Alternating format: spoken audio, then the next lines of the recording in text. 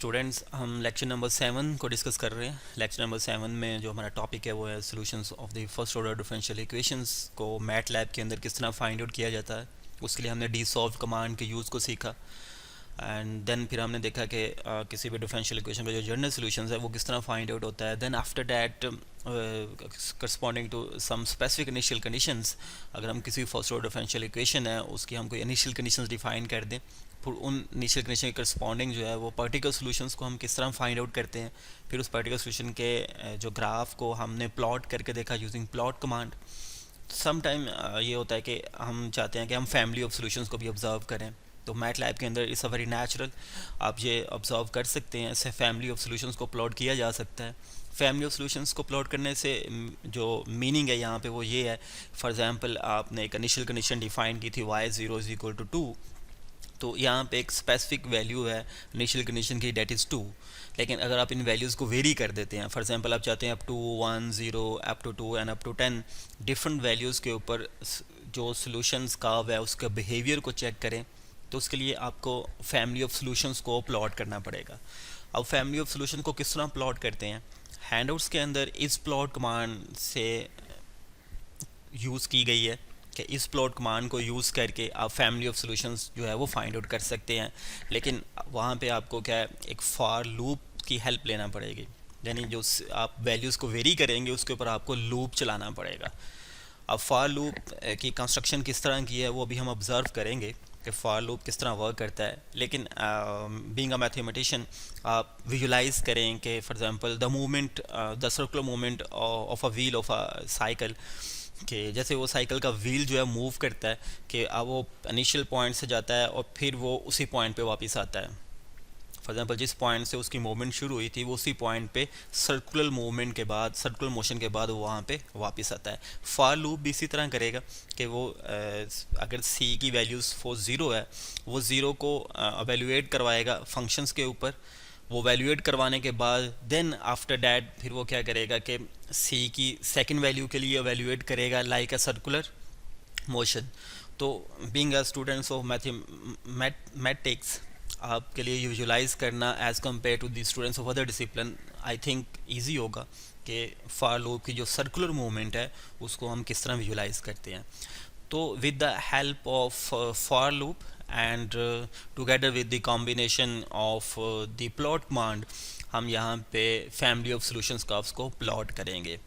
Handouts के अंदर इस प्लॉट कमांड है, आप वहाँ से देख लीजिएगा। अगर कोई भी इस प्लॉट कमांड को यूज़ करना चाहता है तो इट्स वेरी इजी, लेकिन अगर आप प्लॉट कमांड को भी यूज़ करना चाहते हैं तो वो भी बहुत इजी है। प्लॉट कमांड, क्योंकि पर्सनली प्लॉट कमांड मैं प्रेफर करता हूँ कर्व्स को ड्रॉ करने के लिए, तो हम प्लॉट कमांड से के ज़रिए यहाँ पे सीखेंगे कि किस तरह फैमिली ऑफ सॉल्यूशंस कर्व्स को प्लॉट किया जाता है।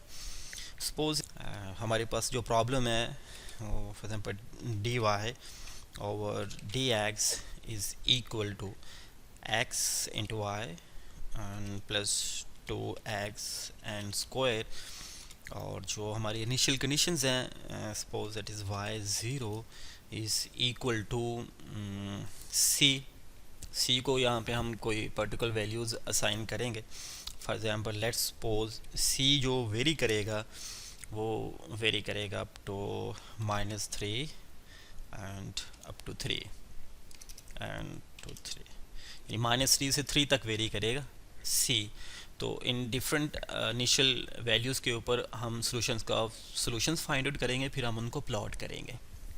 एंड देन जो हमारा इंटरवल होगा जहाँ पे हमने सॉल्यूशंस को प्लॉट करना, डेट इज़ 0 3, और उसके अंदर जो हमने इंक्रीमेंट यूज़ करेंगे डेट इज़ 0.1, एंड देन हम प्लॉट कमांड को यूज़ करेंगे, और यूजिंग प्लॉट कमांड हम फैमिली ऑफ सॉल्यूशंस को प्लॉट करेंगे,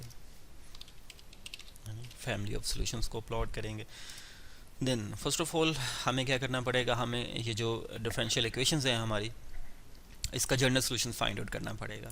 इसका जनरल सॉल्यूशन कौन सा है, फिर उस जनरल सॉल्यूशन को corresponding to these specific values हम कैलकुलेट करेंगे, और देन फिर हम उसको यूजिंग प्लॉट कमांड उसे प्लॉट कर देंगे। Like equations inside the quotes हम डिफरेंशियल इक्वेशन को लिख लेंगे डी वाई डी जो मैटलैब के अंदर है capital D is use to represent the derivative of given function. तो उसे हम D Y mean D Y over D is the first derivative, then X and asterisk Y and then plus 2 into static x and into x square. Then ये हमारी given differential equations and then फिर हम क्या करेंगे कि initial conditions को लिखना पड़ेगा definitely. CONDN condition is equal to, हम इसे variables inside the course conditions को mention कर लेते हैं. For example that is y0 equal to c. Initial conditions को हमने C O N D N variable के अंदर स्टोर कर लिया. देन सॉल्यूशंस को हम फाइंड आउट करेंगे डी सॉल्व कमांड यूज़ करने के बाद. D solve and then this one and then this, for example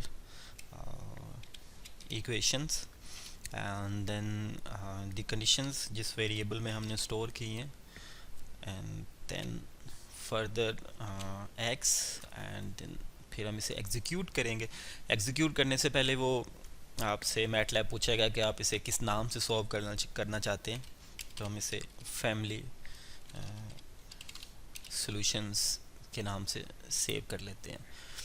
तो आपका जो सॉल्यूशन कर्व आया है वो इस फॉर्म में होगा. फॉर एग्जांपल ये सी वो पर्टिकुलर कांस्टेंट है जिसकी वैल्यूज़ को हम वेरी करेंगे. यहाँ पे तो इसे आप with some restrictions with some reservations आप इसे वेरिएबल भी कह सकते हैं क्योंकि हमने इसकी वैल्यूज़ को वेरी करना है. बट इटसेल्फ इसे हम इन जनरल वेरिएबल कंसीडर नहीं करेंगे, बट क्योंकि हम इसको कोई स्पेसिफिक वैल्यूज असाइन कर देंगे तो इसकी लिमिट्स असाइन हो जाएगी. लेकिन for the sake of convenience, for the sake of understanding आप इसे एज ए वेरिएबल यहाँ पे कह लें कि सी की वैल्यूज़ को हम वेरी करेंगे. डिफरेंट वैल्यूज़ के ऊपर हम डिफरेंट सोल्यूशन कर्व आएंगे. फॉर एग्जांपल ये एक जनरल सोल्यूशन है. अगर हम सी की वैल्यू यहाँ पे 1 पुट कर देते हैं तो देन एक कर्व हमारे पास आ जाएगा डेट इज सपोज से हम अगर y1 कह देते हैं. फिर अगर सी की वैल्यू हम यहाँ पे 2 पुट करते हैं तो एक कर्व और आ जाएगा हमारे पास डेट इज़ y2. अगर सी की वैल्यू हम यहाँ पे 3 पुट करते हैं तो एक हमारे पास कर्व और आ जाएगा डेट इज़ y4. तो उसको फिर उनको हम फिर प्लॉट करेंगे.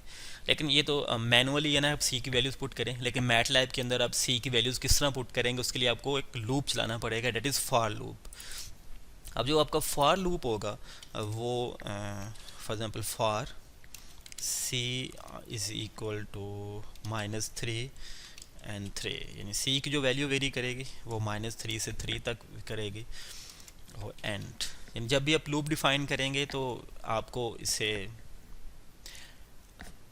पहले आप लिखेंगे फॉर और देन एंड. लूप को एंड करना पड़ेगा, यानी फॉर के फॉर से ये स्टार्ट होगा एफ फॉर और देन एंड से ये फिनिश हो जाएगा. तो इसके अंदर आप सारा सिंटैक्स लिखेंगे. अब आप जो फॉर लूप चलेगा डेफिनेटली वो आपका ये जो सोल्यूशन कर्व है इसके ऊपर चलेगा. तो डेफिनेटली आपको सोल्यूशन कर्व को यहाँ पे टाइप करना पड़ेगा. That is suppose y1 is equal to y, suppose y is equal to y. तो अगर आप इसे ऑब्जर्व करना चाहते हैं, फॉर एग्जांपल इसको अगर हम रन करते हैं तो आपके पास जो वैल्यूज़ आई हैं डिफरेंट वैल्यूज़ आपके पास डिफरेंट कर्व्स आ जाएंगे. लेकिन यहाँ पे अभी सी की वैल्यूज़ रिप्लेस नहीं हुई. अब सी की वैल्यू को हमने किस तरह रिप्लेस करना है, हम थोड़ा सा इसे मॉडिफाई कर लेते हैं. It is y1 is equal to y, that is this one, that is c. and then suppose I evaluate for c is equal to -3 and 3 and then this. ये इसकी एवेल्यूएशन होगी. आपके पास जो कर्व था उसकी डिफरेंट वैल्यूज़ के ऊपर उसने उसे एवेल्यूएट किया है. For example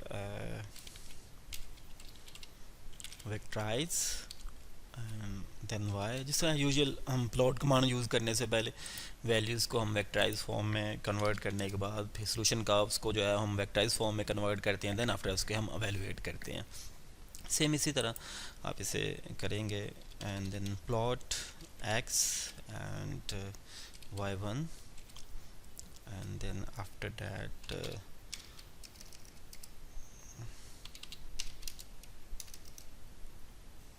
hold on one thing is that कि जब भी हम मैट लैब के अंदर वर्क करें तो हमें इन वैल्यूज़ को clear all and close all लिखना बहुत ज़रूरी है, क्योंकि अगर इसके बैकग्राउंड में इसकी मेमोरी में कुछ चीज़ें स्टोर हुई हैं तो मे बी माइट पॉसिबल के हमारे रिजल्ट्स जो हैं वो यहाँ पे डिस्प्ले ना हो सकें गुड पोजीशंस पे। तो अभी जो एरर है, error in family of solution 12 undefined function variable x, definitely x को अभी हमने डिफाइन नहीं किया क्योंकि प्लॉट कमांड में जो हमारा इनपुट वेक्टर है उसको डिफाइन करना भी ज़रूरी है। It is 0 and 0.1 and up to 3, ये हमारा इनपुट वेक्टर डिफाइंड हुआ। एंड देन आफ्टर दैट हमने इसे रन किया तो ये हमारे पास डिफरेंट वैल्यूज़ के लिए डिफरेंट कर्व्स जो हैं वो हमारे पास फैमिली ऑफ सोल्यूशन जो है वो प्लॉट हो गए। अब इसको थोड़ा सा हम कलरिंग कर देते हैं, डेट इज़ सपोज अगर हम इसे ग्रीन कलर कर देते हैं एंड देन जो ग्राफ प्लॉट होगा वो हमारा ये फैमिली ऑफ सोल्यूशंस प्लॉट हो गए। For different value of C हमारे पास डिफरेंट कलर्स आ गए। For example C -3 -2 and -1 and then 0 and then 1 and then for C equal 2 and for C equal 3 के लिए हमारे पास डिफरेंट जो है वो सोल्यूशन का ऑप्शन हो गए। इसको आप मॉडिफाई कर सकते हैं। फॉर एग्जांपल आप सी की वैल्यूज़ यहाँ पे मेंशन कर सकते हैं कि ये कर्व जो है सी की किस स्पेसिफिक वैल्यूज़ के लिए है। उसके लिए आप इंसर्ट में चले जाइएगा, इसको मॉडिफाई कर लीजिएगा तो इसकी मॉडिफिकेशन हो जाएगी। इसे कोई सूटेबल टाइटल्स आप देना चाहें वो आप कर सकते हैं। एक्सिस को आप लेबल कर सकेंगे और अगर एक्सिस को की जो वैल्यूज़ हैं इनको रिस्ट्रिक्ट करना चाहेंगे तो आप वो भी कर सकते हैं by using axis tight property. And अगर ग्रिड्स ऑन करना चाहते हैं तो बाय यूजिंग ग्रिड ऑन। तो डिफरेंट काइंड ऑफ मॉडिफिकेशन आप इसके ऊपर कर सकते हैं। तो अभी जो हमने ऑब्ज़र्व किया वो कि फैमिली ऑफ सॉल्यूशंस को किस तरह प्लॉट करना है। डेफिनेटली आप पहले क्लियर आर और क्लोज आर करके जो प्रीवियस डाटा सेव हुआ है मेमोरी के अंदर सेम वेरिएबल्स के लिए उनको आप क्लियर कर लेंगे। देन आफ्टर डैट जो आपके पास गिवन आपके डिफरेंशियल इक्वेशंस हैं, फॉर एग्जांपल दिस वन, उसको आप डिफाइन कर लेंगे, किसी वेरिएबल के अंदर स्टोर कर लेंगे कोट्स के अंदर। एंड देन फिर जो आपको इनिशियल कंडीशन है उनको स्टोर कर लिया जाएगा और फिर आप डोमेन वेरिएबल्स वेक्टर जो है उसको डिफाइन कर लीजिएगा। देन सी की डिफरेंट वैल्यूज़ के लिए आप देखना चाहते हैं कि कर्व की वैल्यू सोल्यूशन कर्व क्या आता है। Then C up to -3 and 3 यहाँ तक आप इसको वेरी करवाएंगे। और क्योंकि y में सोल्यूशन कर्व जो है आप वेरिएबल y में स्टोर हुआ है तो आप वैल्यूएट भी वेरिएबल y को ही करेंगे। वेक्टराइज y पहले से वेक्टराइज फॉर्म में कीजिएगा, फिर उसे वैल्यूएट कर लीजिएगा तो आपको ये न्यूमेरिकल डाटा शो कर देगा। देन आफ्टर डैट आप इनपुट वेक्टर y1 और आउटपुट वेक्टर को लिखेंगे तो आपके पास फैमिली ऑफ सोल्यूशन जो है वो प्लॉट हो जाएंगे। होल्ड ऑन कमांड इसलिए यूज़ की गई है ताकि जब आप होल्ड ऑन कमांड यूज़ करें तो जो प्रीवियस आपके पास ग्राफ है मैटलैब उसको एज सच होल्ड रखे वहाँ पे उसके और उसके ऊपर कोई दूसरा सेकंड ग्राफ ड्रॉ कर दे। फॉर एग्जांपल अगर आप होल्ड ऑन कमांड यूज़ नहीं करते, फॉर एग्जांपल आप एज सच प्लॉट करते हैं तो अभी इसके देखें आपके पास सिर्फ एक कर्व प्लॉट हुआ है for c is equal to -3 और c इज इक्वल टू -2 के लिए जो आपका ग्राफ प्लॉट होना था वो यहाँ पे प्लॉट नहीं किया। इसलिए आपको यहाँ पे होल्ड ऑन कमांड का यूज़ करना पड़ेगा। देन आप इसे रन करते हैं तो आपके पास जो ग्राफ्स हैं वो उनका बिहेवियर इस तरह का शो हो जाएगा। तो ये हमारी डिस्कशन हो गई कि आपने फैमिली ऑफ सॉल्यूशंस को किस तरह प्लॉट करना है। तो फर्स्ट ऑफ ऑल एक दफ़ा फिर मैं इसे समराइज़ कर देता हूँ। आपको सबसे पहले सोल्यूशन कर्व्स को फाइंड आउट करना पड़ेगा, फिर आपको फॉर लूप यूज़ करना पड़ेगा। अब फॉर लूप की जो वर्किंग यहाँ पे हुई है वह सच इस तरह के फॉर c इक्वल टू -3 सबसे पहले लूप क्या करेगा, -3 वैल्यू पिक करेगा। -3 वैल्यू पिक करने के बाद ये इन वैल्यूज़ को एग्जीक्यूट करने के बाद सबको जितनी भी कमांड यहाँ पे लिखी गई हैं एग्जीक्यूट करने के बाद और प्लॉट करने के बाद वापस आ जाएगा इसी यहाँ पे, क्योंकि -3 यूज़ हो चुकी है। फिर अब वो -2 यहाँ से उठाएगा। -2 उठाने के बाद वो फिर यहाँ से मूव करेगा इन सब वैल्यूज़ के ऊपर। फॉर लूप जो है वो वर्किंग करेगा। वर्किंग करने के बाद उनके रिज़ल्ट डिस्प्ले करके फिर वो वापस यहाँ पे आ जाएगा। फिर वो यहाँ से -1 वैल्यू पिक करेगा। -1 वैल्यू पिक करने के बाद फिर -1 वैल्यू को यहाँ पे पुट करने के बाद, उसकी एग्जीक्यूशंस करने के बाद, सारी कमांड्स की एग्जीक्यूशन करने के बाद फिर वो यहाँ पे स्टार्ट पे आ जाएगा। तो it's like a circular motion. तो ये फॉर लूप की कंस्ट्रक्शन है। आई होप कि आप इस आइडिया को आपने पिक कर लिया होगा। अगर कोई इसमें डिफ़िकल्टी आई तो फिर डेफिनेटली आप मेरे से कंसल्ट करेंगे।